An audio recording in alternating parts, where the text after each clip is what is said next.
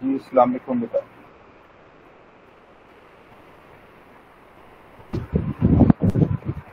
वालेकुम सलाम। क्या हाल है बेटा, ठीक हो आप सारे? शुक्र अल्लाह बहुत।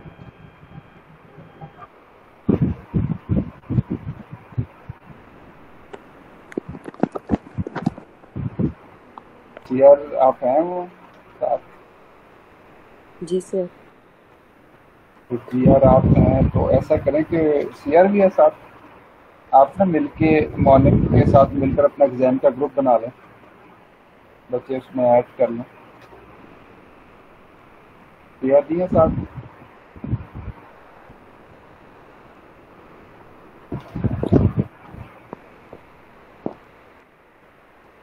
सर उस सीआर ने अभी ज्वाइन किया।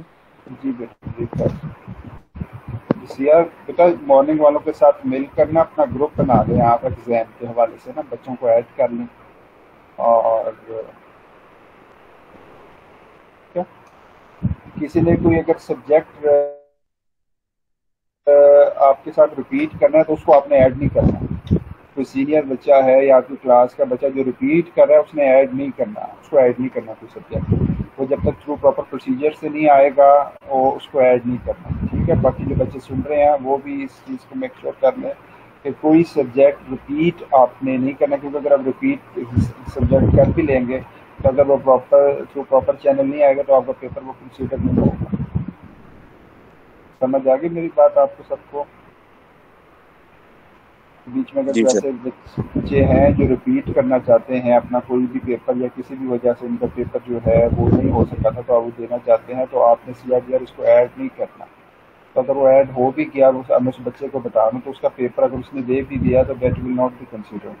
उसकी वजह ये है कि उसे प्रॉपर रिकॉर्ड होता है एग्जाम डिपार्टमेंट से, वो नाम फॉरवर्ड होते हैं फिर वो डिपार्टमेंट में आते हैं, डिपार्टमेंट से हम उनको फिर ऐड करते हैं। जैसे हमने लास्ट एग्जाम में किया था सीआर, आपको याद होगा। तो वो फिर अगर कोई भी बच्चा ऐसा दे इस तरीके से एग्जाम देगा तो उसका एग्जाम जो है वो काउंट नहीं होगा। ठीक है, आप आज और कल में ना इसको फाइनलाइज कर लें बेटा। जी सर। आपकी क्लास कितने बजे है? नेक्स्ट क्लास कितने बजे है? सर तो 2:30 पे क्लास है हमारी, किसकी 4:30 है? तक होगी। किसकी है? सर मैम आमिना की है, साइकोलॉजी की क्लास। अच्छा मैं मानना, चलो ठीक हो गया। अच्छा चलो बेटा इसको स्टार्ट करें फिर। अ, आज का जो है वो केस ला इक्वालिटी वाला डिस्क्रिमिनेशन पे था, वो केस ला पुलिस कांस्टेबल वाला, वो आपके पास है जी आप?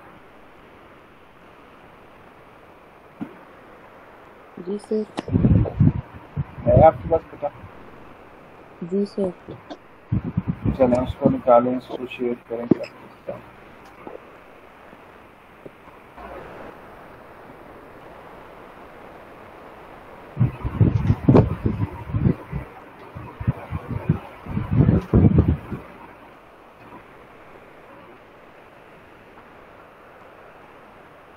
चलें स्टार्ट करें। ये केस है जिसमें पुलिस कांस्टेबल की अपॉइंटमेंट्स हो रही हैं, भर्तियां हो रही हैं। तो वो बंदा जो एप्लीकेंट जो है वो उसने फिजिकल टेस्ट भी पास कर लिया, एनटीएस भी पास कर लिया, लेकिन क्योंकि उसके पुलिस डिपार्टमेंट में एक लेटर जो है नोटिफिकेशन हुआ है कि कोई बंदा जिसके खिलाफ किसी भी किस्म की क्रिमिनल प्रोसीडिंग्स हैं वो शख्स जो है वो पुलिस कांस्टेबल की जो भर्ती है उसकी पुलिस कांस्टेबल के तौर पर उसकी अपॉइंटमेंट नहीं हो सकती क्रिमिनल प्रोसीडिंग्स की। लेकिन सिचुएशन ये है कि वो जिसके खिलाफ ये केस जिसमें क्रिमिनल प्रोसीडिंग्स में he was acquitted, applicant was acquitted. और एक्विटेड का मतलब होता है, एक्विटल का मतलब होता है कि बाइज्जत तौर पर बरी हो जाना, तो वो बाइज्जत तौर पर बरी हो गया था।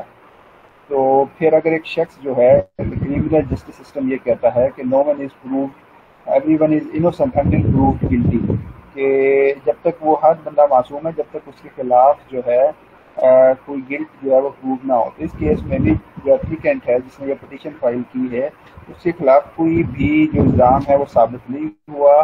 इसका मतलब ये था कि वो बेसलेस एलिगेशंस थे।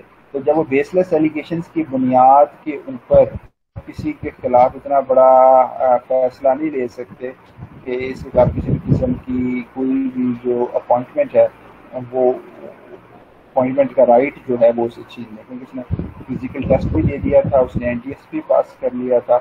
तो दिस इज डिस्क्रिमिनेशन। जी बेटा स्टार्ट करें जरा से। ये लाहौर हाई कोर्ट का केस है 2018 PLC government of Punjab Waseem Yaqoob constitutional petition service civil servant involvement of candidate in the criminal case, क्योंकि केस के अंदर इन्वॉल्व था। अब कन्विक्ट हो जाना इज समथिंग एल्स, किसी को जुर्म साबित हो गया तो उसको सजा मिल जाती है, लेकिन इन्वॉल्वमेंट जो है वो इस चीज़ की गारंटी नहीं करता कि जो कैंडिडेट है वो उसमें वो कन्विक्ट भी हुआ है। लेकिन इस केस में तो जो कैंडिडेट था he got the acquittal, he was exonerated from the charges, लेकिन उसके बावजूद जो पुलिस डिपार्टमेंट था वो एक नोटिफिकेशन की बुनियाद के ऊपर जो है वो उनको राइट ऑफ अपॉइंटमेंट से महरूम कर रहे थे, इसलिए कॉन्स्टिट्यूशन पिटीशन फाइल हुई है। जी बेटा। Article 199 and 3 Constitution petition civil service advertisement for appointment of constable, police department, involvement of candidate in criminal case, affect double jeopardy, scope, appointment of disclosed due to his involvement in criminal case, contention of candidate that he had been exonerated and acquitted from the said criminal case, validity. Every person was assumed to be innocent unless proved guilty. Person though involved in criminal case, if acquitted, was to be considered as a person against whom no case was ever registered. Any condition on the job in the department on the basis of acquittal, criminal case did not and should not be read as disqualification. Impugned order passed by the department was set aside. An authority was directed to decide the representation of candidate in accordance with law to be pending before him. Constitutional petition was disposed accordingly. Director General ठीक हो गया बेटा। तो यहाँ पे civil service से related ये case है। यहाँ पर appointment of constable in the police department जो है एडवर्टीजमेंट आई उसकी, और उसके अंदर जो कैंडिडेट था मैटर इन इशू किया था, candidate was involve in the criminal case.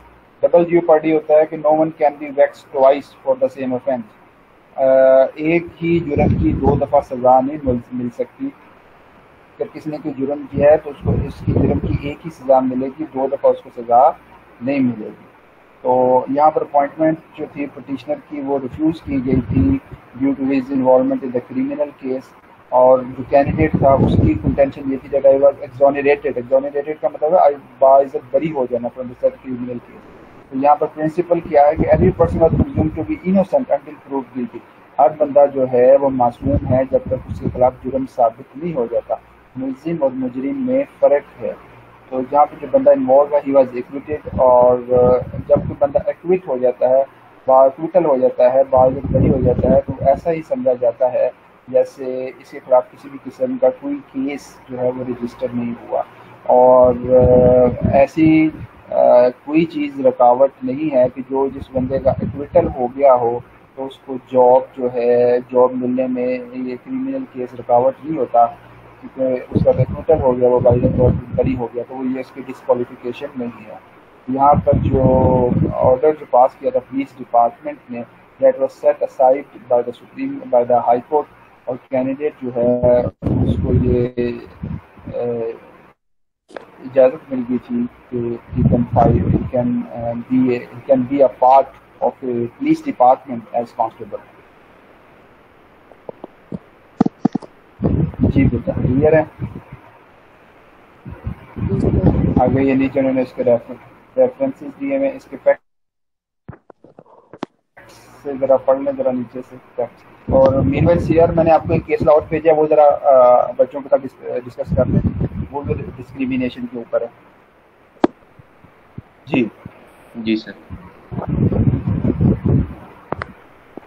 order Ali facts पढ़ें, facts Justice to para this para 2। brief facts मेरी giving आपकी आपकी आवाज़ थोड़ी सी यार ब्रेक हो रही है। मेरी आवाज़ ठीक आ रही है आपको? मेरी तो आवाज़ नहीं ब्रेक हो रही। सर आपका माइक जब म्यूट हो जाएगा ना, आप कर लेंगे तो वो जीआर की सही आएगी, आपके माइक की वजह से। मेरी आवाज़ ठीक आती है? सर आपकी ठीक आती है, लेकिन जब वो जीआर बोलती है। चले मैं अपना माइक म्यूट कर लेता हूँ और फिर जब बोला चले जी आप स्टार्ट करें, फैक्ट से स्टार्ट करें फिर। Brief facts giving rise to the filing of this writ petition are that notification for the recruitment of 131 posts of security constables for Special Protection Unit District Kasur were advertised. The petitioner, being eligible candidate, applied for the post of security constable, and after conducting physical test he was declared successful. He also appeared in the National Testing Service, from where he got 73 marks and was declared as successful candidate, and his name was figured in the final list of candidates.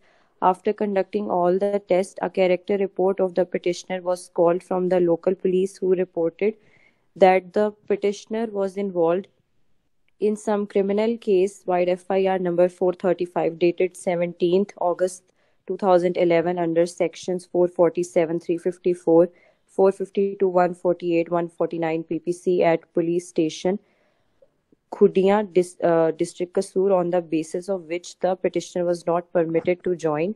The petitioner conveyed to the authority that in the year 2011, case was although registered against the petitioner on account of personal vendetta of the complainant, yet after facing trial he was exonerated and acquitted by the learned magistrate section 30 Kasur on 24th July 2013, but on account of the later dated 26th June 2014, any candidate found involved in criminal case either under trial or acquitted on multiple grounds would not be appointed in police department as constable, hence this writ petition.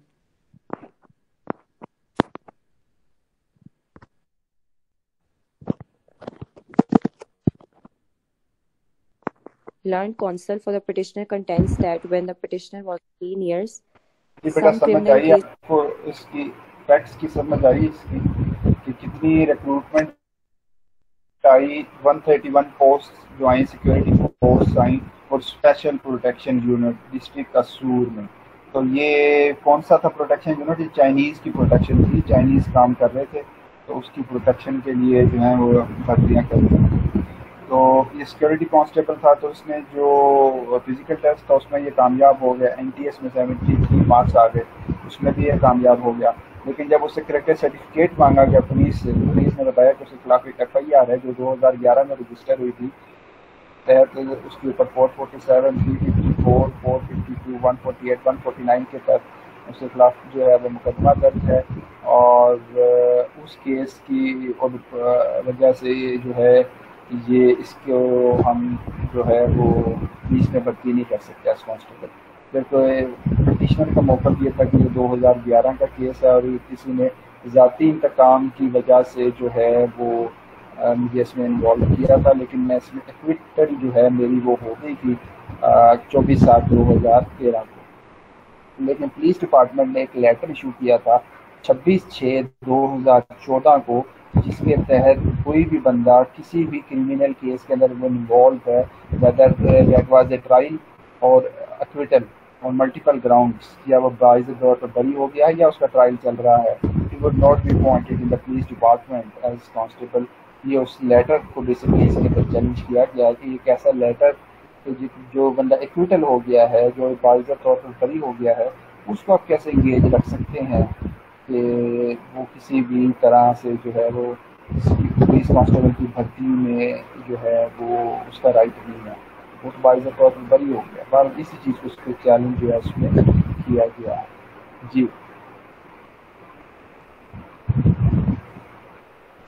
Next. Learned counsel for the petitioner contends that when the petitioner was of 15 years, some criminal case was registered against him, and after his honorable acquittal, has been and is enjoying good reputation in the vicinity, and that such conditionality is against the dictum laid down by the apex court in Muhammad Nadeem Arif and others, Inspector General of Police, Punjab, Lahore, and others, where the basic memorandum relating to the police rule, which was issued by the Inspector General of Police in favor of the petitioner, was not valid itself, having any legal backing. He also adds that the petitioner is entitled to the benefit of acquittal order. Reliance is placed upon Director General, Intelligence Bureau, Islamabad versus Muhammad Javed and others, Chairman Agricultural Development Bank of Pakistan and other versus Mumtaz Khan, Superintending Engineer GEPCO, Sialkot versus Muhammad Yusuf, and Asghar Ali and others versus Mansoor Muzaffar Ali and others.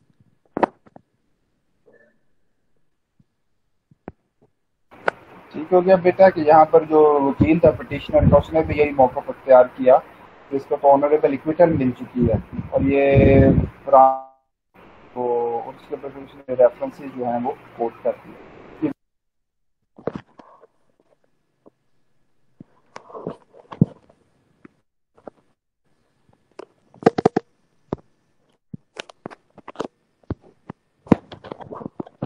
Conversely, learned law officer, on the basis of report and parawise comments submitted by respondent number 2, submits that the committee minutely examined the case and is of the view that there is no need of any relaxation of rules policy.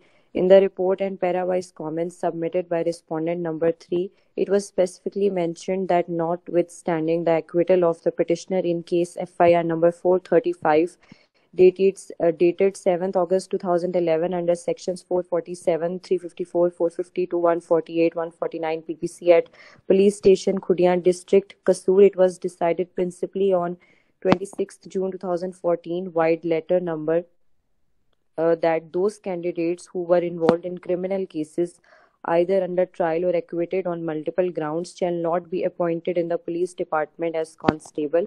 The additional reasons given in the said order show that such involvement of the petitioner in criminal case will prohibit him to be recruited as security constable, particularly for foreigner, especially Chinese. This specific observation seems to be directly in conflict with the basic principle of the criminal administration of justice, under which a person is presumed to be innocent unless proven guilty, and person though involved in criminal case, if acquitted, shall also be considered as a person against whom no case was ever registered.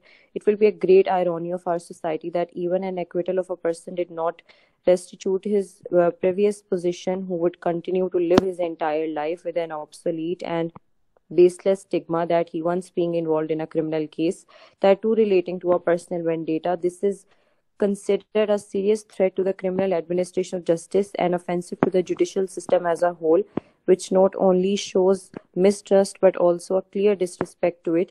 The said approach will also be in direct conflict with provision of Section 403 CRPC and Article 13A of the Constitution of Islamic Republic of Pakistan 1973, under which double jeopardy has been prohibited. This court seeks guidance from Chairman Agricultural Development Bank of Pakistan and other versus Mumtaz Khan, the relevant extract of which is reproduced below. Be that as it may, an ultimate acquittal in a criminal case exonerates the accused person completely for all future purpose. The criminal charge against him, as is evident from the concept of autrefois acquit embodied in Section 403 CRPC and the protection guaranteed by Article 13 of the Constitution of Islamic Republic of Pakistan 1973, and according to our humble understanding of the Islamic jurisprudence, AFW, waiver of compounding in respect of an offence has the effect of purging the offender of the crime. The Honorable Supreme Court of Pakistan in Superintending Engineer GEPCO Sialkot versus Muhammad Yusuf, it was held that if civil servant has been acquitted. ये समझ आ गई बेटा आपको इसकी जो इसका जो case है सुप्रीम कोर्ट वाला, इसकी जो वर्डिंग है ये agriculture development bank of Pakistan को अनदर मुमताज़ खान PLD 2000, इसमें क्या उन्होंने मौक़िफ़ जो है वो इख्तियार किया बेटा इसने अपना कोर्ट ने कि ultimate acquittal in a criminal case, कि कि अगर एक बंदा जो है क्रिमिनल केस में बाइज़ा तौर पर बरी हो जाता है, that exonerates the accused person completely for all the future purposes. वो criminal charge against him is evident from the concept of autography के ओल्ड डेज, मतलब उसके ऊपर अगर कोई पुराने दिनों सालों पिछली तारीखों में, मतलब ऑटोग्राफी ओल्ड डेज पुराने बैक डेट में कोई 10 साल 15 साल पहले, जैसे वो कह रहा है मेरे पर ये केस था, तो उससे उसको जो है वो बाइज़ा तौर पर बरी हो जाता है। तो लॉ ये कहता है कि जब वो बरी हो गया है तो इसका मतलब ये है कि उसके ऊपर वो इल्ज़ाम साबित नहीं हुआ, that was a baseless allegation. इसी तरीके से इस्लामिक जुरिस्प्रूडेंस जो है, जो हमारा इस्लाम है, वो भी यही कहता है कि जहाँ पर सुलह हो जाती है, कंपाउंड हो जाता है, तो वहाँ पर ऑफेंडर जो है वो साफ हो जाता है। फर्जिंग का मतलब होता है साफ हो जाना, तो वो दोबारा से ऐसा ही होता है जैसे उसने कोई क्राइम नहीं किया। मतलब बाइज़ा तौर पर जो शख्स बरी हो जाता है, इसका मतलब ये है कि उसके खिलाफ किसी भी किस्म का जो मुकदमा था वो बेसलेस था। क्लियर हो गया जी? The Honorable Supreme Court of Pakistan in Superintending Engineer versus Muhammad Yusuf, it was held that if civil servant has been reinstated when his dismissal order was based on this very ground, even in Director General Intelligence Bureau Islamabad versus Muhammad Javed and others, the Apex Court went on to observe that the payment of Dayat money on the basis of compromise under Section 435 CRPC cannot be considered as his disqualification for his reinstatement. Here I seek guidance from Muhammad Aslam versus Sabir Hussain and others, and Dr. Muhammad Aslam versus Government of NWFP through Secretary, Food, Agriculture, Livestock and Cooperative Department, Peshawar and two others, wherein it was held that accused civil servant in case of acquittal was to be considered to have committed no offence because the competent criminal court had cleared him from an accusation or charge of crime. ठीक हो गया बेटा, ये बड़ा important है। ये जो line है ये बड़ी इम्पोर्टेंट है, जो इसको आपको इसका रेफरेंस भी मिल गया है कि where it was held that the accused civil servant in case of acquittal was to be considered to have committed no offence। कि एक सिविल सर्वेंट मुस्लिम है, जब वो बाइज़ा तौर पर बरी हो जाता है तो इसका मतलब ऐसा ही है जैसे इसने कोई जुर्म नहीं किया, और क्रिमिनल जो कॉम्पिटेंट क्रिमिनल कोर्ट है उसने तमाम इल्ज़ामात से उसको बाइज़ा तौर पर बरी कर दिया। लेकिन ये वो सिचुएशन है बेटा कि एक होती है चीज़ों को दो एंगल से हम देखते हैं दुनिया में। एक होता है लीगल एंगल तो बिल्कुल ठीक है कि वो one who is acquitted he is freed from all charges, लेकिन जो सोसाइटल एंगल है वो डिफरेंट है, क्योंकि सोसाइटी में वो शख्स जिसके खिलाफ किसी भी किस्म की क्रिमिनल इन्वॉल्वमेंट होती है किसी भी केस के अंदर, उसके लिए सिचुएशन जो है वो सोसाइटी में डिफरेंट होती है। सोसाइटी में उसको जो है वो डिफरेंट एंगल से जो है वो देखा जाता है, फ़र्क रखा जाता है। उसे लोग रिलेशन बनाने में, ताल्लुक़ बनाने में, कोई लेन देन करने में थोड़ा हेजिटेशन जो है उसका शिकार रहते हैं, हेजिटेट रहते हैं, रिलक्टेंट रहते हैं, क्योंकि वो समझते हैं कि ये वो शख्स है जिसके खिलाफ जो है वो क्रिमिनल प्रोसीडिंग्स FIR जो है हुई है। और जब वो बाइज़ा तौर पर बरी भी हो जाता है तब भी लोग जो हैं वो हेजिटेट करते हैं। जी बेटा नेक्स्ट। सर एक क्वेश्चन है जी सर, प्रिवेंटिव जो डिटेंशन होती है उसमें भी FIR होती है? प्रिवेंटिव डिटेंशन से क्या मतलब सर? यदि वो मुराद है कि आपको शक है कि वो अगर हम उसको अरेस्ट नहीं करते तो वो सोसाइटी में, जैसे वो साद रिजवी को अरेस्ट किया था, यानी कोई सबूत नहीं है आपके पास, लेकिन आपने इस बेस पे अरेस्ट किया कि वो अगर हम अरेस्ट नहीं करते तो सोसाइटी में डिस्टर्बेंस होगी, तो अगर सोसाइटी साथ बिल्कुल बेटा नहीं, बिल्कुल हो सकता है। प्रिवेंटिव मेजर के तौर पर डिपेंड करता है, केस टू केस वेरी करता है, क्योंकि क्रिमिनल लॉ को आप डिटेल से पढ़ेंगे तो उसमें आपको पता चलेगा कि every criminal law has its own facts. तो ये क्रिमिनल लॉ की आपने जो एग्जांपल दी है वो प्रिवेंटिव जो डिटेंशन है वो क्रिमिनल लॉ का सब्जेक्ट है, तो ये केस टू केस वेरी करता है, और जिसमें ये डिपेंड करता है कि जिसको आपने गिरफ्तार करना है वो माहौल को ख़राब करने की कितनी सलाहियत रखता है। अगर एक आम बंदा है वो उसकी प्रिवेंटिव डिटेंशन करके क्या करना है, वो क्या कितना भी डिस्टर्बेंस क्रिएट कर सकता है। लेकिन अगर कोई लीडर है और डिस्टर्बेंस जो है वो मैसिव लेवल पर क्रिएट कर सकता है, मुल्क में हाथ को बढ़ा सकता है, बिल्कुल उसको प्रिवेंटिव मेजर के तौर पर गिरफ्तार भी किया जा सकता है, नज़रबंद किया जा सकता है सिक्योरिटी के नाम पर। तो ये है सिचुएशन। अब सोसाइटी उसके साथ है, ये तो आपने बहुत बड़ा एक स्टेटमेंट दे दी ना। अब सोसाइटी से मुराद के मेजॉरिटी अगर उसके साथ, तो कुछ लोगों को प्रॉब्लम है, लेकिन ज्यादातर चाहते हमने ये नहीं देखना कि मेजॉरिटी किसके साथ है, हमने तो ये देखना है कि लॉ क्या कहता है। हमने तो लॉ के मुताबिक चलना है ना, मेजॉरिटी के मुताबिक तो नहीं चलना। मुल्क का कानून क्या कहता है और उसके मुताबिक चलना है ना, मेजॉरिटी के मुताबिक तो नहीं चलना। लेकिन बहरहाल ये एक रिलीजियस टॉपिक है, इसको अवॉइड ही करें जो सिचुएशन है। The appellant was acquitted by the trial judge as already pointed out. It shall therefore be presumed that the allegations levelled against him are baseless. In consequence, he has not been declared guilty. In presence of above meaning of acquittal, the appellant is held to have committed because the competent criminal court has cleared him from an accusation or charge of crimes.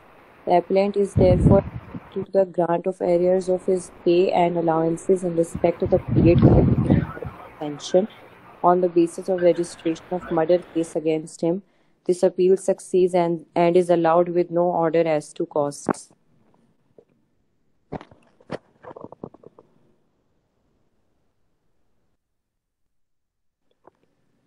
Keeping in view the above.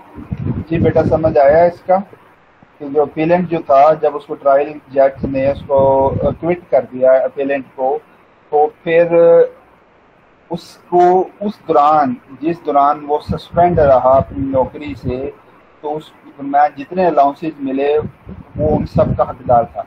हाँ, अगर वो convict हो जाता तो उसको फिर जिस अरसे में वो कन्विक्ट रहा उस टाइम तक वो अलाउंस ना मिलते।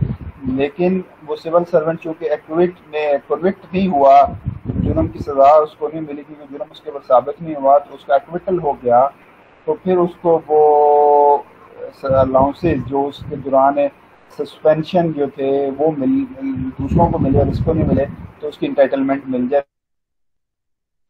Relief from once he gets free from all the baseless allegations. जी.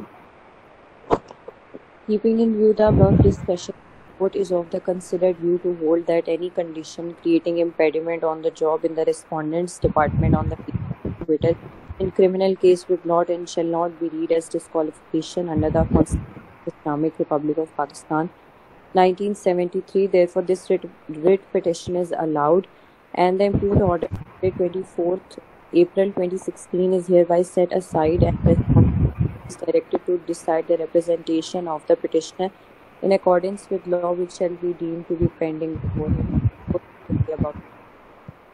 चलें बेटा, क्लियर हो गया कि क्वेश्चन है, इसके हवाले से तो डिस्कस कर लें।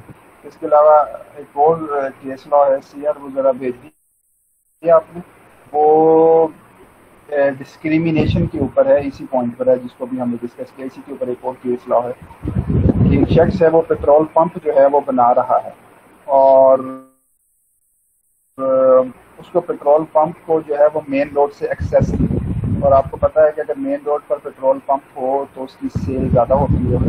तो गवर्नमेंट ने क्या किया कि उसके जो पेट्रोल पंप की जो एक्सेस थी वो मेन रोड से ख़त्म कर दी और लिंक रोड से उसको एक्सेस दे दी। तो उसने ये केस किया है कि उधर कई पेट्रोल पंप हैं जिनको मेन रोड के ऊपर एक्सेस है और हमें जो है मेरी जो है वो एक्सेस ख़त्म कर दिया, तो ये डिस्क्रिमिनेशन है। तो गवर्नमेंट ने इसका जवाब दिया कि ये डिस्क्रिमिनेशन नहीं है, क्योंकि गवर्नमेंट ने उस जगह पर बना दिया, ग्रीन बेल्ट की वजह से जो है वो उसकी एक्सेस ख़त्म हुई है और उस रोड पर कई ऐसे पेट्रोल पंप भी मौजूद हैं जिनके एक्सेस मेन रोड से नहीं दी गई। तो ये एक फैक्ट फाइंडिंग जो था वो केस था, लेकिन बहरहाल ये फैक्ट्स हैं उसके। समझ आइए आपको बेटा सबको? एक क्वेश्चन था पिछले वाले से जी, और एक क्वेश्चन था मेरा पिछले वाले से जी पूछें बेटा। सर ये है कि एक एक आदमी जो कोई क्राइम करता है उसके ऊपर वो प्रूव भी हो जाता है कि किया है, उसको सजा मिल जाती है। तो सजा के बाद तक वो हाँ नॉर्मल कंसिडर किया जाएगा या उसके बाद उसके साथ कुछ स्पेशलिटी की जाएगी, यानी इसे जॉब वगैरह से ना दी जाए, जिस तरह ये रिसेंट केस में हम मैंने देखते आपको हैं। ये इसका जवाब मैंने अभी दिया है आपको बेटा।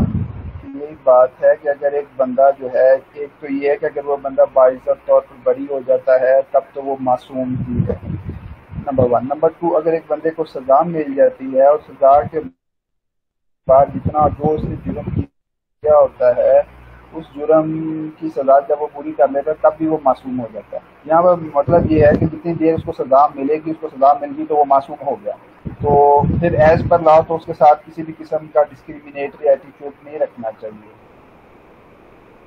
लेकिन हमारी सोसाइटल अप्रोच इस तरह की है कि जो शख्स भी क्राइम में इन्वॉल्व होता है और वन वे और अदर वे, चाहे उसमें उसको सजा मिल जाए चाहे उसको उसमें टूटल हो जाए, तो हमारी सोसाइटल अप्रोच ये है कि हम उसको अच्छी निगाह से देखें। क्या ख्याल है आपका? वरना एज पर लॉ कोई इम्पेडिमेंट किसी भी किस्म की नहीं है, कोई रुकावट नहीं है कि आप उसके साथ इंटरेक्शन नहीं कर सकते। हर दो सूरतों में अगर एक्विटल हो जाता है तब भी बंदा मासूम हो जाता है, और अगर वो अपनी सजा काट आता है, जो उसने जुर्म किया उसके अगेंस्ट वो सजा काट लेता है, तब भी वो मासूम हो जाता है।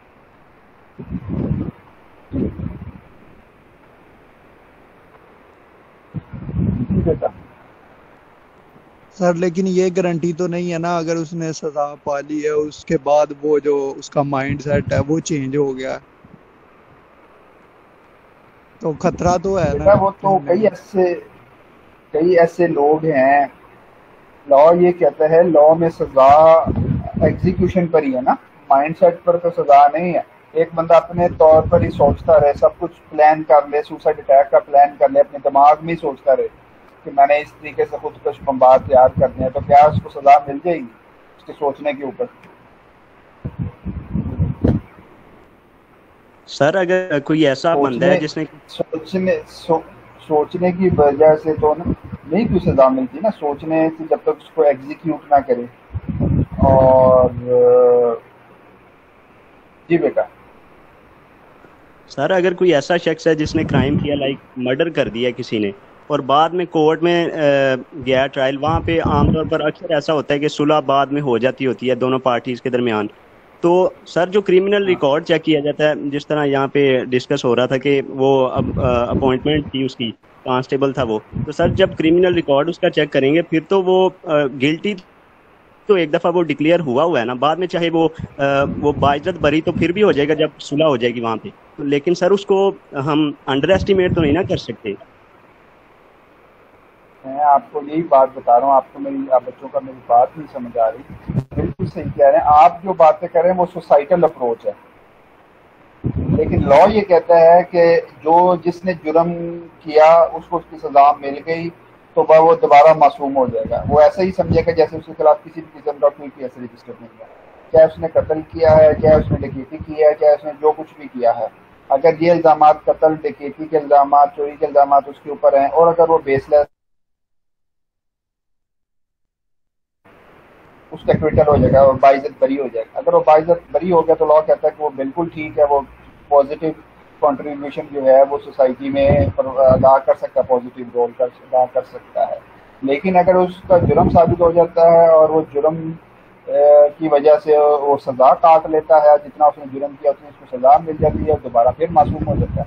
लेकिन सोसाइटल अप्रोच हमारी ये है, सोसाइटी की अप्रोच ये है, माशरती रवैया ये है हमारा कि हम जो है उस शख्स के साथ कंफर्टेबल नहीं होते, हम उस शख्स के साथ मिलना पसंद नहीं करते जिसके साथ खिलाफ कोई फौजदारी मुकदमा हो या फौजदारी मुकदमे में उसको सजा हुई हो या कत्ल किया हो, उसको हम नौकरी देना पसंद नहीं करते, उसके साथ रिश्ता करना पसंद नहीं करते, क्योंकि हम समझते हैं कि इसका जो माइंड है वो गिल्टी माइंड है और उसकी वजह से किसी भी टाइम पर इसने जो कुछ किसी और के साथ किया है वो हमारे साथ भी कर सकता है।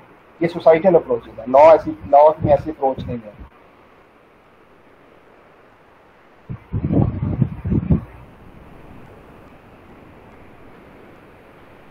जी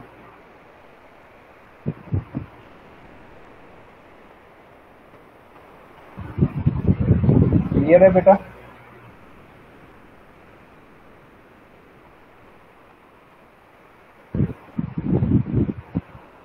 सर अगर किसी के खिलाफ एफआईआर होती है तो एक तो कोर्ट में ट्रायल चला जाता है और बाद में जब बेल करवाई होती है तो बाद में ट्रायल पुलिस स्टेशंस में भी होते हैं। बाज़ दफ़ा ऐसा होता है कि जो एफआईआर है वो पुलिस स्टेशन में फिर दोबारा एफआईआर होने के बाद फिर वो खारिज हो जाती है। तो इस केस में सर नो ऑफेंस का चार्ज आएगा या फिर के मतलब कि बरी होगा वो बंदा? वो तो बाज़ दफ़ा जो एफआईआर जब खारिज होती है तो वो इस वजह से खारिज होती है कि एफआईआर के अंदर जो है वो इतना कंटेंट नहीं होता कि वो केस चल सके। एफआईआर झूठी साबित होती है तो वो नो ऑफेंस के तौर पर ही ट्रीट किया जाएगा ना।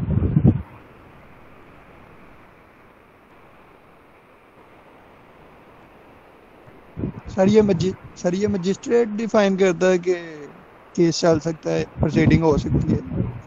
हाँ जी बिल्कुल, मजिस्ट्रेट ही करेगा ना, मजिस्ट्रेट ही करता है।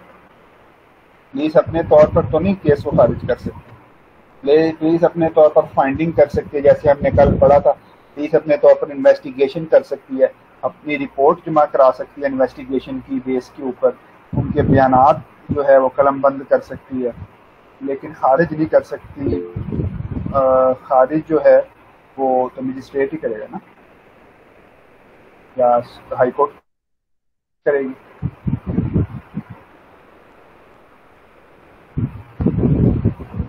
जी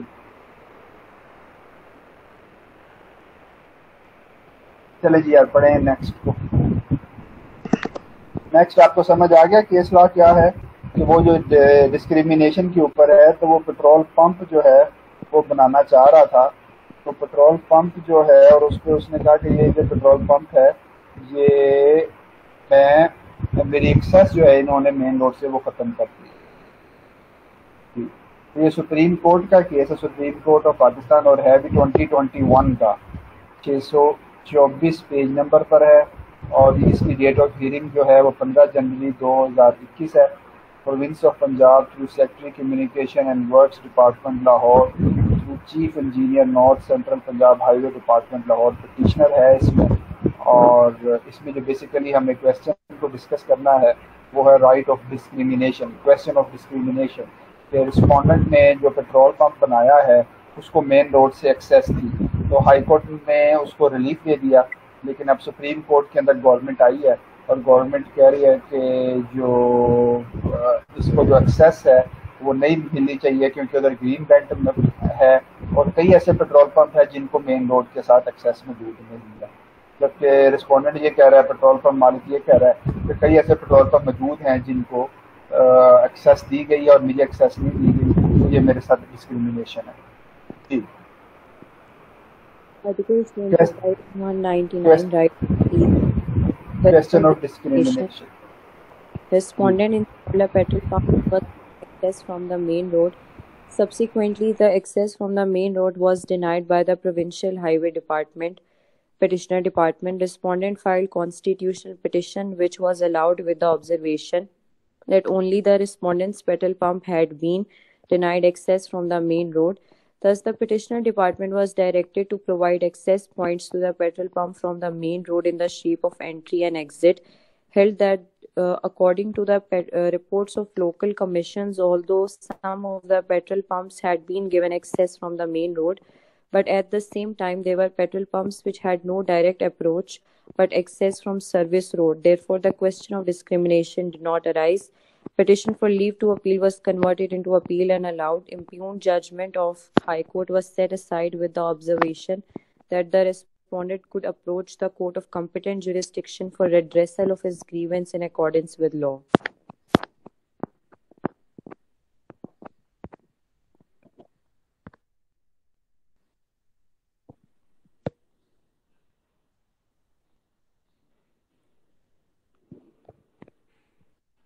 सर पढ़ती रहूं सारा?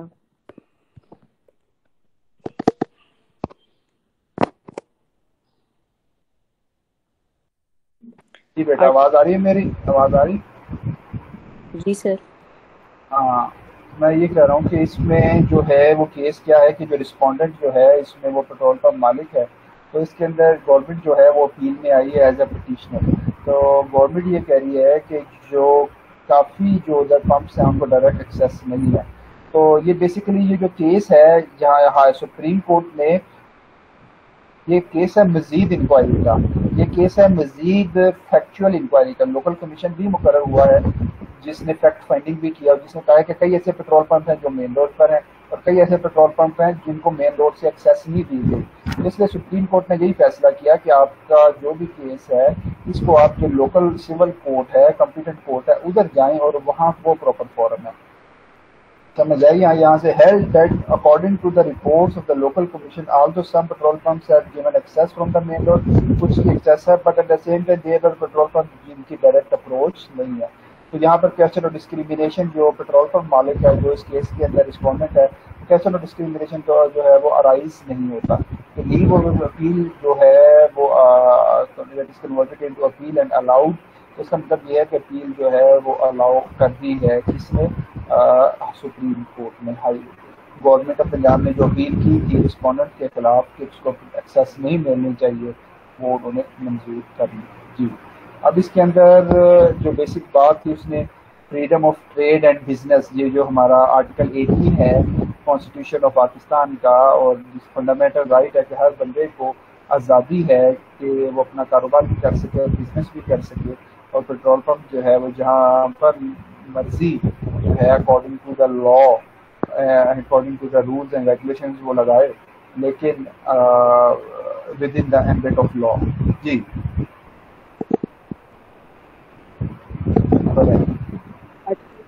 Article 199, right of easement, freedom of trade and business, scope, question of fact raised in a constitutional petition before the High Court. Respondent installed a petrol pump and was given access from the main road. Subsequently, the access from the main road was denied by the Provincial Highway Department. Respondent filed a constitutional petition which was allowed with the observation that only the respondent's petrol pump had been denied access from the main road, which was violation of Article 18 of the Constitution.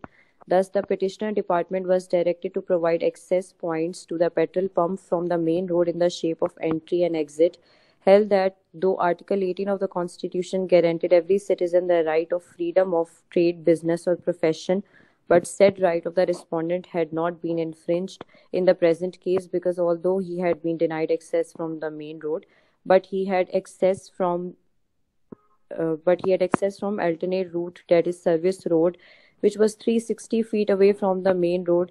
In these circumstances, existence of right of easement in respect of the respondent was a question of fact which needed to be decided after recording of evidence, and the same could not have been done in the constitutional jurisdiction of the High Court. Petition for leave to appeal was converted into appeal and allowed. Impugned judgment of High Court was set aside with the observation that the respondent could approach the court of competence for redressal of its grievance in accordance with the law.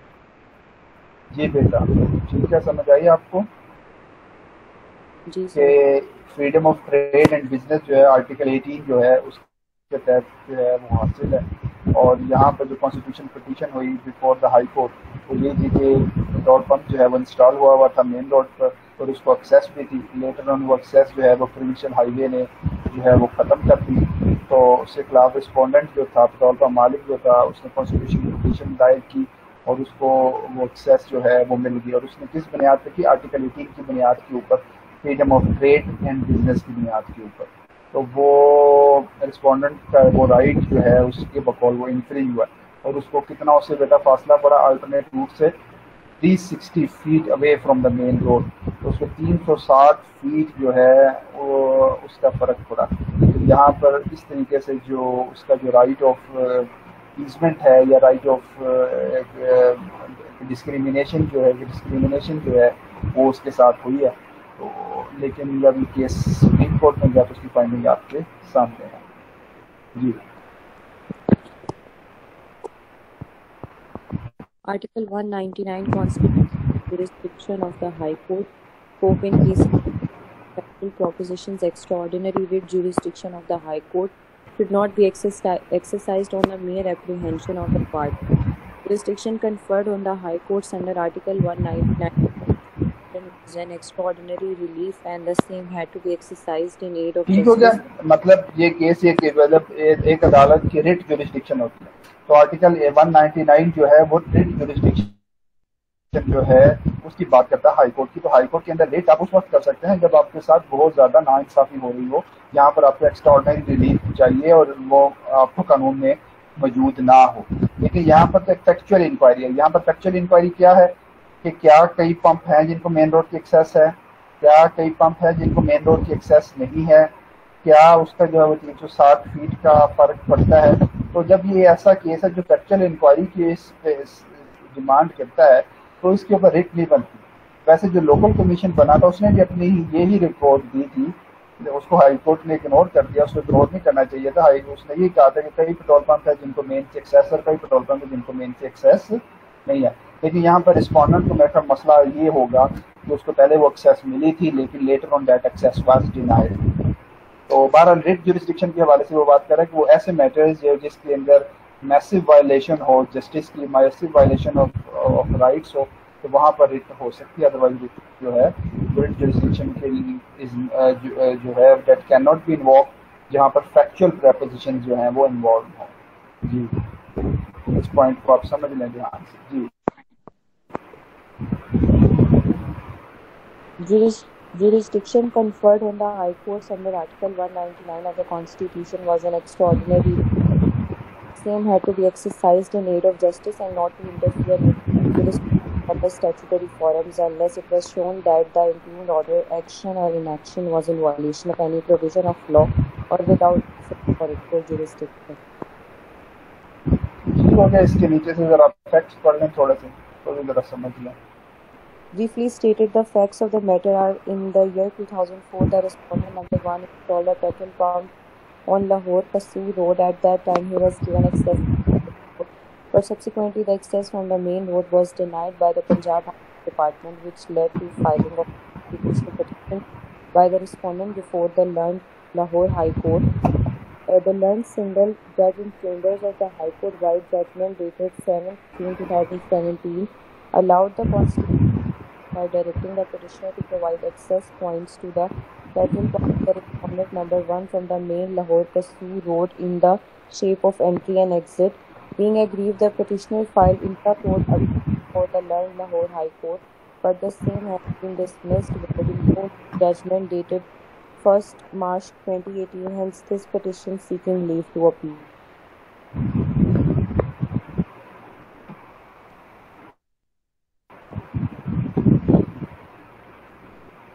जी, समझ आ गई बेटा आपको कि क्या है ये? आप एक रिट जुरिस्डिक्शन और फैक्ट फाइंडिंग के बारे में बात किया, काइंडली वो रिपीट कर देंगे। मैं कह रहा हूँ कि रिट जुरिस्डिक्शन जो है जो हाई कोर्ट की है या सुप्रीम कोर्ट की है, ये एक एक्स्ट्रा ऑर्डिनरी रिलीफ है। आपके साथ अगर कोई ज्यादती हो रही है किसी भी सिटीजन के साथ, तो अगर उसके के लिए कोई प्रॉपर फोरम मौजूद है तो आप पहले उस प्रॉपर फोरम से रजू करें। जैसे इस केस के अंदर फैक्चुअल इंक्वायरी की जरूरत थी, तो फैक्चुअल इंक्वायरी के लिए आप सिविल कोर्ट्स में जाएंगे, तो जहाँ पर वो इंक्वायरी कर जो है वो फाइंडिंग देंगे। यहाँ पर आपको रेट करने की ज़रूरत नहीं है। तो फैक्ट्स की आपको समझ आ गई कि वो वही है जो ऊपर हमने फैक्ट्स को डिस्कस जो है वो किया है। तो इसके बाद जो नेक्स्ट कॉन्डेंट 5 पैरा 6 से स्टार्ट करने, यहाँ पर कोर्ट की जो जजमेंट है वो आ गई है, वो पढ़ लेंगे।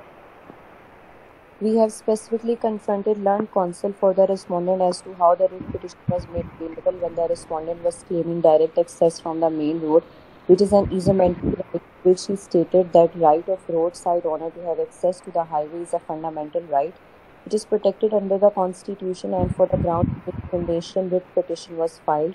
The learned High Court, while admitting the petition of the respondent, mainly observed that only the respondent's petrol pump has been denied access from the main road, which is what Article 18 of the Constitution. However, we have noted that same is not the case, according to the reports of local commissions which were formed during the proceedings before the High Court. Although some of the petrol pumps have been given access from the main road, but at the same time there are petrol pumps which have no direct approach. Therefore, the question of discrimination does not arise. There is no servile that Article 18 of the Republic of Pakistan guarantees every citizen the right to freedom of trade, business or profession, but this right of the respondent has not been infringed because although he has been denied access from the main road, he has the access from alternate route, that is service road, which is 360 feet away from the main road. In these circumstances, existence of right of easement in respect of the respondent is a question of fact that needs to be decided after recording of evidence, and the same could not have been done in the constitutional jurisdiction. Extraordinary writ jurisdiction in such like situation which is based upon factual propositions should not be exercised on the apprehension of the party. The jurisdiction conferred on the High Courts under Article of the Constitution is an extraordinary relief, and the same has to be exercised in aid of justice and not to interfere with other statutory forums, unless it is shown that order or inaction is in violation of any provision of law or without lawful authority or jurisdiction, and the law has been remedied. Constitutional jurisdiction under Article 199 of the Constitution exercised, as the same has to be exercised in exceptional circumstances which could justify invoking the said jurisdiction. It time and again been said by this court that propensity to bypass remedy provided. ठीक हो गया। ये भी जो अभी जो question किया था, जो मैं आपको बात बता रहा था, वो यहाँ से समझ लें। Extra ordinary writ jurisdiction in which life situation which is based upon factual propositions, के वो जहाँ पर फैक्चुअल इंक्वायरी की जरूरत है। जैसे फैक्चुअल इंक्वायरी इस केस के अंदर क्या है कि कई पेट्रोल पंप्स हैं जिनको मेन की एक्सेस है, कई हैं जिनको एक्सेस नहीं है। ये एक फैक्चुअल इंक्वायरी की बात है कि देखना पड़ेगा कि क्या ये गवर्नमेंट का जो एटीट्यूड है वो डिस्क्रिमिनेटरी है या नहीं है। तो ये फैक्चुअल इंक्वायरी और इसके लिए प्रॉपर फॉरम जो है वो सिविल कोर्ट्स है जी। और जो हाई कोर्ट है वो एक्स्ट्रा ऑर्डिनरी रिलीफ में आता है ये। और the jurisdiction conferred on the High Court under the Article 199 is an extraordinary relief, and the same has to be exercised in the aid of justice and not to interfere in jurisdiction of other statutory forums unless it is shown that order, action or inaction in the violation of any provision without lawful authority jurisdiction। तो उसी time आप जा सकते हैं अगर कोई बहुत extra ordinary relief का जो है वो मैटर हो जी। It has time and again been said by this court that propensity to bypass remedy provided by relevant statute by restoring the constitutional jurisdiction is to be discussed so that legislative intent is not defeated. The same is meant to be exercised in extraordinary circumstances and not in run-of-the-mill cases. Therefore, we are compelled to observe that the very constitutional petition was not maintainable, as disputed question of facts were involved which cannot be decided unless evidence is recorded to that effect. Learned counsel for the respondent has cited certain judgments, but those are squarely distinguishable on the facts and law, therefore of no avail to the respondent in any manner. So what has been discussed above, we convert this petition into appeal, allow it and set aside the improved judgment of the Division Bench dated 1st March 2018, and also the judgment of the Learned Judge Chambers dated 7th June 2017. Needless to observe, the respondent can approach the Court of Competent Jurisdiction for addressing the grievance in accordance with law, if so advised. ठीक हो गया बेटा, clear हो गया। कोई question है तो इसके हवाले से डिस्कस कर लें। जी सर। सर एक केस है लाइक मोटरवे का केस है, लाइक बेंजीज रोड से जो लिंक दिया गया है मोटरवे का, तो सर इसको ऑन किया है ओजला ने जो फार्म सिटी बना रहा है। तो किधर मोटरवे लिंक हुआ है बेटा? सर बेंजी रोड पे। वो कहाँ है सर? ये आप सिटी हाउसिंग की तरफ आए इधर लाहौर साइड पे जीटी रोड फार्म सिटी की तरफ, तो थोड़ा सा आगे मतलब बेंजी रोड है, वहाँ पे मोड़ एमनाबाद और उसके दरमियान। मोड़ एमनाबाद को ही बेंजी रोड कहते हैं? नहीं सर, मोड़ एमनाबाद से पीछे है। लाइक आप कह लें गोदाम है सर आर्मी के, और ये जो NHA का रोड है वो। तो वहाँ से कोई रोड आ रही है? गुजरेगी। चैम्बर ऑफ कॉमर्स ने इसको ऑन किया बनाने के लिए। अच्छा, तो वो कहाँ से लिंक करेगी सर? वो पीछे लिंक करेगी सेक्शन 4 यहाँ से ये सियालकोट मोटरवे। जी, सियालकोट मोटरवे और लाहौर जी सर, वहाँ से लिंक करेगी। तो सर वो पिपली वाली साइड है, बैक साइड सर, उधर से वो भी मतलब लिंक है एक। तो उसको चैम्बर ने ऑन किया है बनाने के लिए। तो अब 4 लिंक्स उन्होंने बनाने हैं, तो एक जो है उन्होंने ओजला जो है उसने ऑन किया कि मैं बना दूंगा वो, ठीक है। अब वो बनाना जो चाह रहा है उसके अंदर उसने वो मतलब सर्वे जो करवाया है वो सीधा एक रोड है जो गवर्नमेंट रोड है उसके ऊपर जा रहा था पहले, बट देन उसने जहाँ तक अपनी ज़मीन खरीदी वहाँ तक तो वो ठीक गया। देन जिन लोगों ने नहीं उन्हें दी उसके बाद वो उनकी उसमें हो गया, मतलब उसने मैप वहाँ पे डिविएट कर लिया कि मोटरवे अब इनके अंदर से गुजरेगी, इसके अंदर से, यानी वो अब 1.5 मुरब्बे रकबा है शायद, उसके दरमियान से इंटरसेक्ट करते हुए उसको, तो वो दरमियान से गुजार रहा है। हाँ तो सर अब इसमें ये केस ऑफ डिस्क्रिमिनेशन होगा या डायरेक्ट रेट होगी, इसमें सर क्या मतलब होगा? इसमें देखें सबसे इम्पोर्टेंट तो ये आपका जो जिसकी फैक्चुअल इंफॉर्मेशन तो नहीं है, लेकिन ये जो आपने क्वेश्चन किया है ये रिलेटेड है लैंड एक्विजिशन से। लैंड एक्विजिशन में सबसे इम्पोर्टेंट चीज होती है पब्लिक इंटरेस्ट, मफाद आमा। मफाद आमा को सबसे ऊपर रखा जाता है, नंबर 1। नंबर 2, अब इसमें डिस्क्रिमिनेशन जो है वो कैसे साबित होती है और कैसे साबित नहीं होती, ये क्वेश्चन नहीं है। सबसे पहला क्वेश्चन ये है कि गवर्नमेंट को कौन सा रूट जो है वो मोटरवे के साथ अगर लिंक करे तो कौन सा रूट जो है वो नजदीक पड़ता है जिसकी कॉस्ट कम आती है। मिसाल के तौर पर फॉर एग्जांपल एक रूट जो है वो अडॉप्ट किया जाता है मोटरवे के साथ लिंक करने की, उसकी पैमाइश 5 किलोमीटर है। जी सर, यही मेरा मैं यहाँ पे एक बात ऐड करना चाहूँगा सर कि सर वो जो कॉस्ट एस्टिमेशन पहले आ रही थी और जो लेंथ ऑफ रोड थी वो 7 किलोमीटर थी, मतलब जो लिंक की रोड थी, बट जब वो डेविएट कर रहा है, इंटरसेक्ट कर रहा है उसको, तो वो 10 किलोमीटर हो जाती है लेंथ। तो अगर ये 10 किलोमीटर हो जाती है तो फिर बिल्कुल इसको जो है वो चैलेंज किया जा सकता है, इसको जो है, क्योंकि ये पब्लिक जो मनी है उसका वेस्टेज है और ये इंटेंशन जो है ये है कि इस बुनियाद पर इसको चैलेंज किया जा सकता है कि कॉस्ट जो है वो प्रोजेक्ट की इस तरीके से ज़्यादा हो रही है, जैसे 7 किलोमीटर है वैसे 10 किलोमीटर बन रही है, तो it is against the interest of the public कि ये कुछ किया जाए। और सर फैक्चुअल इंक्वायरी है, डिफरेंट कर्व्स भी डाले हुए हैं उसके अंदर उन्होंने, हाँ, मतलब तो बिल्कुल वो जाती है, स्ट्रेट रास्ता भी है गवर्नमेंट का, सीधा लिंक होता है, मतलब वो सीधा स्ट्रेट रास्ता जा रहा है। पावर स्टेशन है जहाँ पे ये ग्रिड स्टेशन बना है ना सर, जहाँ पे वहाँ पे बिल्कुल वहीं पे उसके साथ वहाँ पर वो जो पीपल्स पार्टी के दौर में बना था, जहाँ पर अकबरिया पिंड है, जहाँ पर अकबरिया पिंड है, जी बिल्कुल सर, लुड़िक्की वहाँ पर बन रहा है ये। जी लुड़िक्की वगैरह भी है सर, मेलो वाला गांव है, एक लुड़िक्की है, उसके साथ लिंक है ये सर, उसके अंदर से गुजर। अभी तैयार शुरू हो गया, काम शुरू हो गया उस पर? नहीं, सर्वे रिपोर्ट हुआ है सर, मुझे तो मतलब इन्फॉर्मेशन ही मिली है, मतलब वो मैंने जो ये जिक्र किया ये हमारी ज़मीनों में से ही एक्चुअली, तो इसलिए मैं मतलब आपसे पूछ रहा था। परसों भी मैं डीसी ऑफिस भी मतलब गया हूँ और मतलब कमिश्नर ऑफिस भी ये पता करता रहा हूँ। इसके अंदर सबसे इम्पोर्टेंट चीज़ यही है बेटा कि आप उसके ओवरऑल प्रोजेक्ट को चैलेंज अगर करना है तो उसके लिए आपको इन्फॉर्मेशन लेनी पड़ेगी कि ये जो प्रोजेक्ट है, जो इसकी जो इनिशियल रिपोर्ट है, इनिशियल जो इसका जो मैप है वो क्या है, तो उसके लिए जो उसी तक पहुंचना चाह रहा हूँ मैं, वो बस मुझे कहीं से मिल नहीं रहा। कंसर्न पटवारी जो है उससे रब्ता करें, वो आपको ले देगा। सर पटवारी से बात की है, लेकिन उसने मुझे आगे गाइड किया कि नोटिफिकेशन हो गया हुआ है, कमिश्नर ऑफिस से आपको मतलब वो पता चलेगा। कमिश्नर ऑफिस गया हूँ तो उन्होंने कहा हमारे पास ऐसा कोई नोटिफिकेशन नहीं है।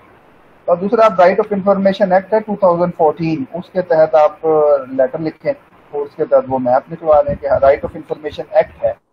जी सर, राइट ऑफ तहत आप राइट ऑफ इंफॉर्मेशन एक्ट 2014 जिसके तहत आप कोई भी पब्लिक डॉक्यूमेंट जो है वो हासिल कर सकते हैं, तो आप वो कमिश्नर को लेटर लिखें राइट ऑफ इंफॉर्मेशन एक्ट के थ्रू, ये जो स्कीम है इसके जो है वो मुझे बायोडाटा दें सारा, वो आपको देने का पाबंद होगा।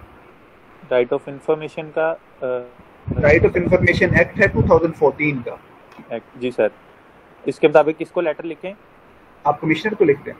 जी सर, कमिश्नर को। ओके सर जी। राइट ऑफ इंफॉर्मेशन एक्ट 2014, इसके मुताबिक लेटर लिखें।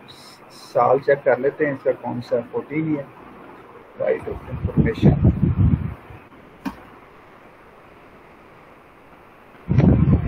इसका ना पंजाब इंफॉर्मेशन कमीशन है, उसके तहत जो है वो right to information is the right that you have as citizen to access information from your government and private bodies that receive public funds। हर वो गवर्नमेंट का इदारा या प्राइवेट बॉडी जो पब्लिक फंड्स रिसीव करता है उससे आप इंफॉर्मेशन का राइट जो है वो एक्सेस जो है वो कर सकते हैं। लेकिन right of access to information 2017 है, 14 के बेस 2017 है। 17 जी सर। सर अब ये जो मैंने आपसे बात की है इसके बारे में मैं डीसी को एप्लीकेशन भी मूव कर सकता हूँ? हाँ बिल्कुल कर सकते हैं। पहले एप्लीकेशन नहीं, पहले उससे इन्फॉर्मेशन लेना और जब आपको वो मैप मिल जाता है जी तो उसको आप स्ट्रेट अवे हाई कोर्ट में चैलेंज करते हैं, वो ज्यादा बेहतर है। ठीक है सर। सर अगर मुझे ये मतलब इन्फॉर्मेशन नहीं देते कमिश्नर इस चीज़ की जो मैं लेटर लिख रहा हूँ, वो मुझे ऑब्वियसली रिटर्न फॉर्म में मतलब आंसर करेंगे, तो सर वो मैं अपने पास रख के अगर इन फ्यूचर ये होता है तो वो मैं मतलब हाई कोर्ट में अगर मैं पिटीशन देना चाहूँ तो वो मैं इसके साथ ऐड कर सकता हूँ कि ये मुझे इन्फॉर्मेशन दी गई थी कमिश्नर की तरफ से? हाँ बिल्कुल दी गई जी, ऐड कर सकते हैं। और आप बता सकते हैं हाई कोर्ट में पता चल गया कि कॉस्ट किस बुनियाद पर जा सकते हैं। हाई कोर्ट में आपने ये पॉइंट साबित करना है जी कि कॉस्ट जो है प्रोजेक्ट की जिस तरीके से ये फॉलो कर रहे हैं वो ज़्यादा है, और जिस तरीके से ये प्रोजेक्ट मैं बताऊंगा वो इजी है। जी सर, ठीक है सर, ठीक है। तो सर अब आप ये सिविल कोर्ट फॉर्म को यूज नहीं करेंगे पैसा? सर जी बेटा, सर आपने जितना पहले बताया था कुछ डिफेक्ट फाइंडिंग होता है उसमें सिविल कोर्ट का। आप अपना बंद कर देना, एक बंदा माइक बंद कर दे जी। है तो ये फैक्ट फाइंडिंग ही, लेकिन चूंकि ये मैटर जो है वो जरा थोड़ा एक्स्ट्रा ऑर्डिनरी नेचर का है इस सेंस में कि ज़मीनों के हवाले से प्रोजेक्ट है, काम करने होते हैं, ठेके देने होते हैं, टेंडर करने होते हैं। तो इस हवाले से अगर आप हाई कोर्ट में भी चले जाएं तो एक रीति होती है ना, चल गई तो चल गई, ना चली तो वापस तो आ ही जाएंगे ना। वैसे तो इसका प्रॉपर फॉरम सिविल कोर्ट ही है, लोकल फॉरम, लेकिन वहाँ पे क्योंकि प्रोग्रेस स्पीड जो है वो स्लो है, तो रिट करने में भी इन मैटर्स में हर्ज नहीं होती। चल गई तो चल गई, ना चली तो वापस आ जाएंगे, जैसे इस केस में है। इसकी हाई कोर्ट में भी चल गई, हाई कोर्ट में 2 दफ़ा चल गई, सुप्रीम कोर्ट में भी इंटरटेन हो गई, सुप्रीम कोर्ट ने फिर दोबारा रिमांड की ना फैक्चुअल प्रपोजिशन के लिए, क्योंकि तो इसी तरीके से आप भी अगर आप रेट कर देंगे इस पॉइंट के ऊपर तो इंटरटेन होने के काफ़ी चांसेस हैं, क्योंकि ये पब्लिक इंटरेस्ट इसके अंदर इन्वॉल्व है। जी सर। और अगर जैसे ये लिखा है, जैसे बच्चे ने भी राइटली पॉइंट आउट किया कि फैक्चुअल इंफॉर्मेशन है ये, तो ज़्यादा से ज़्यादा यही होगा ना कि वो कंसर्न डिपार्टमेंट को जो है वो हाई कोर्ट जो है वो फॉरवर्ड कर देगी और उनसे कहेंगे कि आप इसके ऊपर जो फिजिबिलिटी रिपोर्ट है वो लेकर आएँ। जी सर रिकमेंडेशन भी यही है कि मतलब सिविल कोर्ट के थ्रू ना जाएं, अगर करना भी है तो डायरेक्ट हाई कोर्ट में करें। तो ये मैं भी यही करूँ, तो हाई कोर्ट में जब आप जाएंगे तो वो सुनेंगे तो सही ना, मतलब ये तो नहीं कि एंटरटेन नहीं करेंगे। एंटरटेन करेंगे तो उसके बाद जैसे इस केस में है, इसके बाद वो कोई फैसला कर देंगे, अगर नहीं है तो वो कह देंगे आप प्रॉपर फोरम पे चले जाएं, यही होगा ना। जी सर वो प्रॉपर फोरम पे यही कहेंगे ना कि मतलब आप मतलब अगर मैंने डीसी के पास जाऊंगा, कमिश्नर के पास जाऊंगा, उनके लिए तो यही है ना प्रॉपर फोरम, यही है प्रॉपर फोरम। तो सर इनके थ्रू अगर मैं ऑलरेडी मतलब ये आपने लेटर बताया जो लेटर ऑफ इन्फॉर्मेशन और राइट ऑफ इन्फॉर्मेशन, एक ये और दूसरा मैं जो अगर डीसी से एप्लीकेशन मूव कर लेता हूँ तो हाई मुझे दोबारा तो नहीं भेज सकती ना कि आप कंसर्न डिपार्टमेंट के पास जाएंगे, बिकॉज मैं आपके पास ऑलरेडी हो गया हूँ। हाई कोर्ट के अंदर बेटा आपने सिविल कोर्ट है प्रॉपर फोरम, आपने सिविल कोर्ट है, कमिश्नर जी सिविल कोर्ट है आपका फोरम। सर पहले उधर जाना पड़ेगा आपने हाई कोर्ट, हाँ जी सिविल कोर्ट, लेकिन आप हाई कोर्ट में जाएंगे। सबसे इम्पोर्टेंट ये है जो आपने जिस चीज़ को आपने साबित करना है कि कॉस्ट ऑफ प्रोजेक्ट जो है वो इस तरीके से कम है, दूसरे तरीके से ज़्यादा है। अगर आप ये साबित करने में कामयाब होंगे तो फिर आपको रिलीफ मिलेगा, अदरवाइज रिलीफ नहीं मिलेगा। तो ये जहाँ पर बेंजी रोड बन रही है, यहाँ पर पहले रोड है?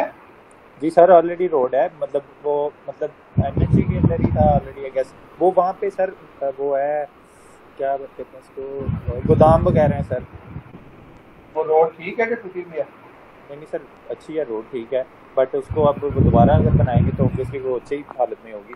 फाटक है वहाँ पे एक रोड में सर। आपको बताऊँ अगर ये शेख सरवत इकराम है, ये इनकी इंडस्ट्रीज वगैरह भी हैं वहाँ पे सारी, तो ये सर वो एरिया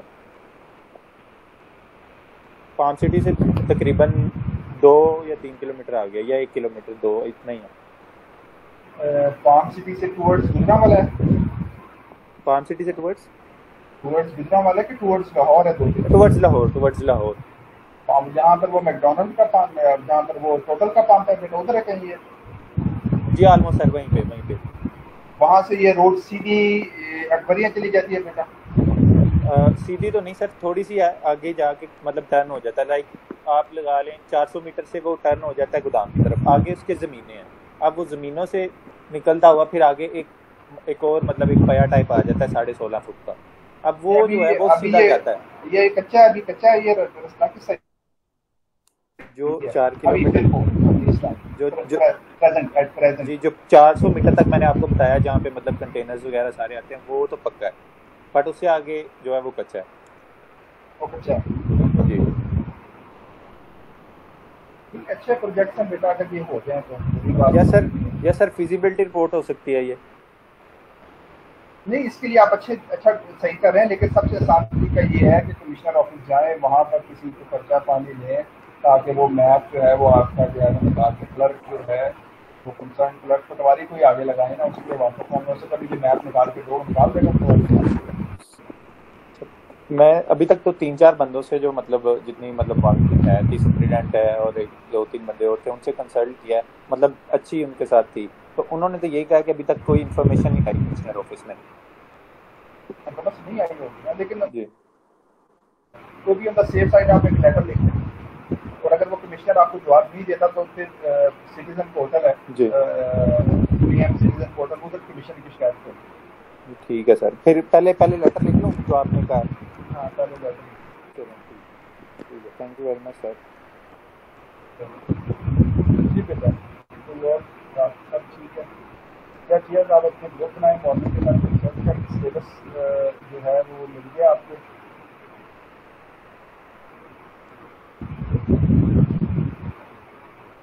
सर आवाज नहीं आई आप।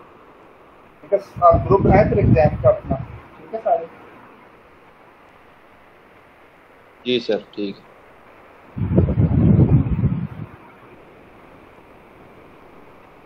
और सिलेबस खुल गया आपके सारा कुछ?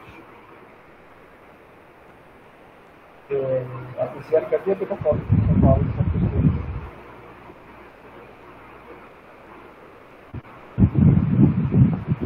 बात आ रही मेरी?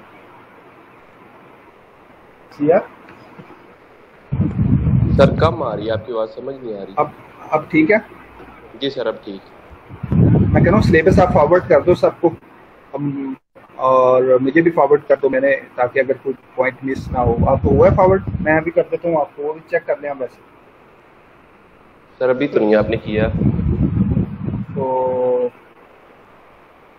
मैं आपको वैसे करके तो आप चेक कर लें, बच्चों को भी सर्कुलेट करवा लें की तरफ है ये आपको आ गया।